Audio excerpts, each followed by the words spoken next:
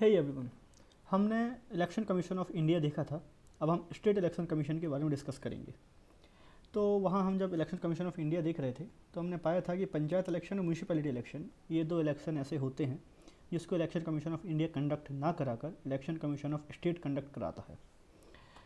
देखें, election commission of state है जो, ये बेसिकली एग्जिस्टेंस में आया, मतलब इसकी बात तो आर्टिकल 324 में थी, लेकिन जब 73rd एंड 74 कॉन्स्टिट्यूशन अमेंडमेंट हुए तो 1992 से इसकी वैधता बढ़ गई।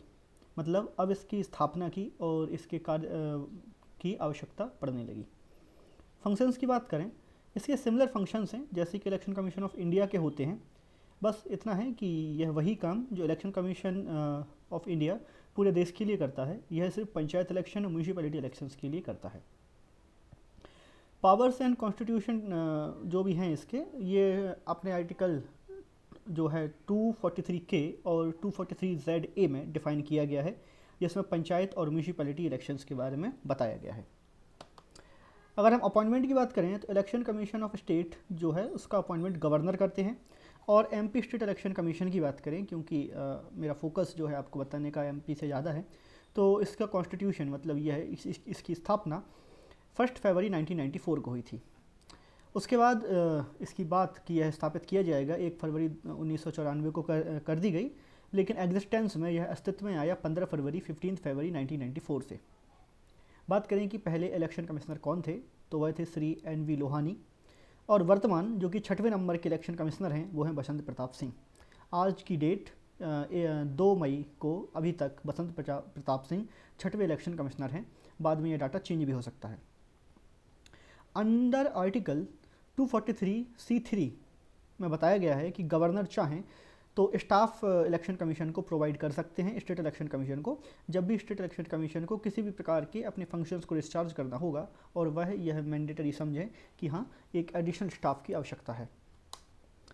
हमने हायरार्की देखी थी सेंट्रल लेवल पे कि चीफ इलेक्शन कमिश्नर होंगे, इलेक्शन कमिश्नर होंगे, फिर एक डिप्टी इलेक्शन कमिश्नर होंगे, उसके बाद सेक्रेटरीट में सेक्रेटरीज होंगे, जॉइंट सेक्रेटरी होंगे, अंडर सेक्रेटरी होंगे, और इनका पूरा इलेक्शन कमीशन का स्वयं का सेक्रेटरीट होगा। ऐसे ही हम स्टेट लेवल पे बात करें तो इलेक्शन कमीशन की स्थापना की जाएगी, चीफ इलेक्टोरल ऑफिसर की अपॉइंटमेंट किया जाएगा, जिनका अपॉइंटमेंट चीफ इलेक्शन कमिश्नर के कंसल्टेशन के साथ गवर्नमेंट करेगी। कलेक्टर डिस्ट्रिक्ट के रिटर्निंग ऑफिसर होंगे। हर डिस्ट्रिक्ट पर जितनी भी डिस्ट्रिक्ट हैं किसी भी कंसर्न स्टेट में, उतने कलेक्टर उस पर्टिकुलर डिस्ट्रिक्ट के रिटर्निंग ऑफिसर होंगे इलेक्शन के दौरान। और अपॉइंट जो कलेक्टर हैं वो अपॉइंट करेंगे returning officer for each constituencies in the district. और जितनी भी कॉन्स्टिट्यूएंसीज हैं डिस्ट्रिक्ट में, उन सभी डिस्ट्रिक्ट के लिए कलेक्टर एक सेपरेट इलेक्टोरल ऑफिसर को अपॉइंटमेंट करेंगे। उसके अलावा कुछ पोल इंचार्ज भी होंगे, जो पर्टिकुलर पोल के एवरी पोल के लिए कुछ सेपरेटली पोल इंचार्ज भी होंगे। तो इस तरीके से हम देखें कि इसकी जो हायरार्की है, जो कि एक महत्वपूर्ण बिंदु होती है जब भी हम किसी सिस्टम को पढ़ें, तो इलेक्शन कमीशन की इस तरीके से इलेक्शन कमीशन, उसके अंदर एक चीफ इलेक्टोरल ऑफिसर जिनका अपॉइंटमेंट चीफ इलेक्शन कमिश्नर करेंगे, फिर कलेक्टर डिस्ट्रिक्ट रिटर्निंग ऑफिसर होंगे, फिर जो रिटर्निंग ऑफिसर होंगे हर कॉन्स्टिट्यूंसी के लिए, और फिर एक पोल बूथ के इंचार्ज होंगे। इस तरीके से पूरा election commission for state work करेगा। आगे बात करते हैं, कुछ वन लाइनर फैक्ट हैं MPPSC के लिए स्पेसिफिक हैं ये, तो इवन किसी भी GS से रिलेटेड वनडे एग्जाम में भी काफ़ी इंपॉर्टेंट है। तो election commission discussed in part 15th of the constitution. यहाँ आप देख रहे होंगे कि पार्ट 15 में इलेक्शन कमीशन की स्थापना की बात करी गई है। इलेक्शन कमीशन इस्टेब्लिश्ड ऑन 25 जनवरी 1950, जो इंडिया का इलेक्शन कमीशन ऑफ इंडिया है, ये 25 जनवरी 1950 को स्थापित किया गया। पावर्स की बात करें तो आर्टिकल 324 से लेके 329 तक इसको पावर्स प्रदान की गई हैं। Under article 324 superintendence direction control of the election 324 कहता है। अब हम एक एक करके हर आर्टिकल को डिस्कस करते हैं कि किस आर्टिकल से हमें क्या जानकारी मिलती है। तो अगर हम आर्टिकल 324 की बात करें तो हम सुप्रिटेंडेंस मतलब superintendent direction control of election, मतलब इलेक्शन को कुल मिला के हर तरीके से आपको अपने अनुसार और अपने शक्तियों के दायरे में रह के कंडक्ट कराना है। 325 बताता है no one should be ineligible for electoral roll on the ground of reason, race, caste और सेक्स।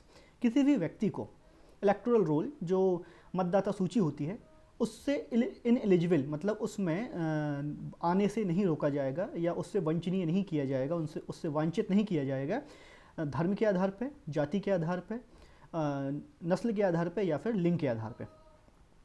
आगे बात करें तो आर्टिकल 326 बताता है कि इलेक्शन ऑफ लोकसभा और राज्यसभा ये एडल्ट सफरेज के आधार पे होते हैं। तो 326 ये बताता है कि एडल्ट सफरेज मतलब जो वयस्क मताधिकार के आधार पर हर व्यक्ति को मत देने का अधिकार है। आर्टिकल 327 बताता है कि power of state legislature to make provisions for election to such legislature.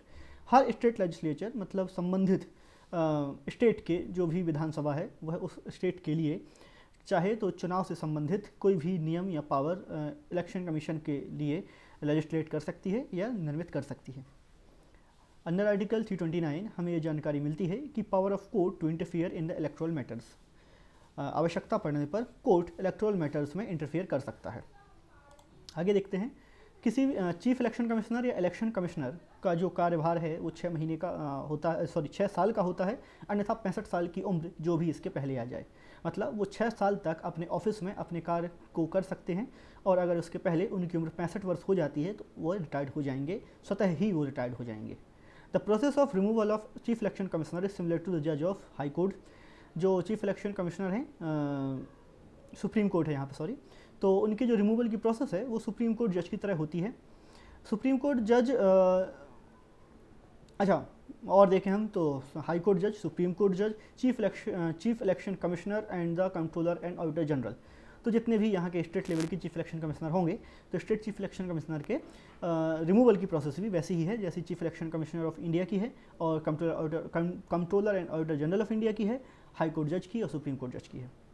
अच्छा, इनको कैसे हटाया जा सकता है ये तो हमने देख लिया कि इनके हटाने के प्रावधान किन की समान हैं, लेकिन यह हटाने की प्रोसेस, प्रक्रिया क्या है।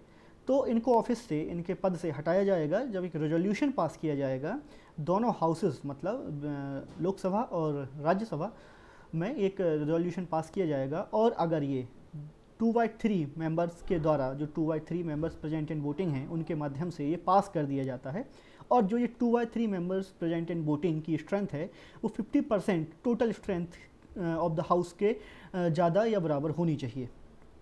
ग्राउंड की बात करें तो मिसबिहेवियर और इनकैपेसिटी 2 ग्राउंड रखे गए हैं इनको हटाने के, और किसी ग्राउंड पर इनको हटाने की बात नहीं करी गई है। तो अगर हम मिसबिहेवियर को समझें तो भारत सरकार या किसी राज्य की सरकार द्वारा किए गए किसी भी अनुबंध या समझौते से चिंतित या इच्छुक हैं।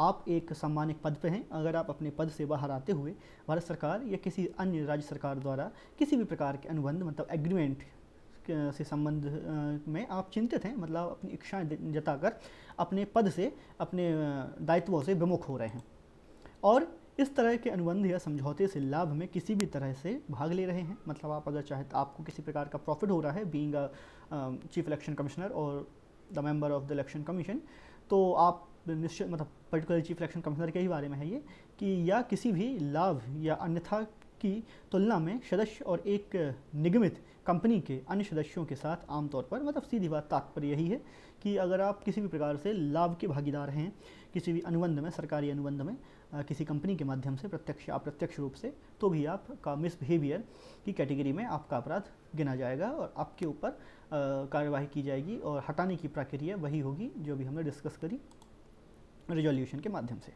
कुछ और इंपॉर्टेंट फैक्ट पे हम डिस्कस करते हैं। फर्स्ट चीफ इलेक्शन कमिश्नर जो थे इंडिया के वो थे सुकुमार सेन, हम इंडिया की बात कर रहे हैं।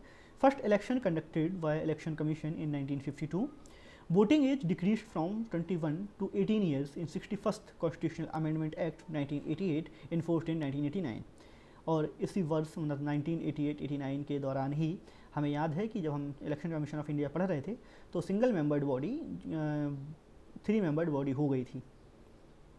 आगे देखते हैं, फ्रॉम 1950 टू 2020 यहाँ पे 23 मतलब लगभग 23 चीफ इलेक्शन कमिश्नर्स इंडिया में हो चुके हैं और जो रिसेंट हैं हमारे mister Sunil Arora is the chief election commissioner of India.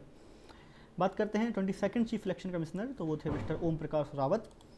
तो ये था एक छोटा सा डिस्कशन स्टेट इलेक्शन कमीशन और जो भी one liner fact related to election commission रह गए थे। तो आई होप कि आपको ये इन्फॉर्मेटिव लगा होगा और प्लीज़ अगर आप इसको लाइक करते हैं तो do like, share and subscribe, और any suggestion if you have then please write it in suggestion box on the comment box and it will be welcome by me and I will try to improve my work over the next videos. Thank you so much.